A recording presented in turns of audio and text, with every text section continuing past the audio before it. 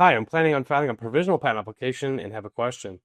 I'd like to know what documents I need to include in my upload, not counting my documents, such as the government docs and such. Okay, I will have to point you to the uspto.gov. They've got a great site for basically what needs to be provided. But what I'll say is what we tell our clients, the most important part of a provisional application is the spec, the specification. That's the written description of your invention where you disclose and talk about what your invention is. And in a provisional, it's even more important to really explain fully what your invention could end up looking like and what you want to try to protect in terms of additional embodiments, additional versions that you might not have actually prototyped or built yet.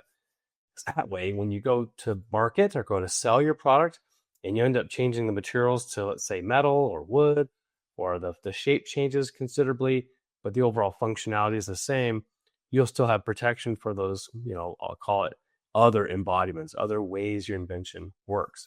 So try to push yourself in the application, do your best to kind of think outside the box, not just with a one version of the invention that you've come up with.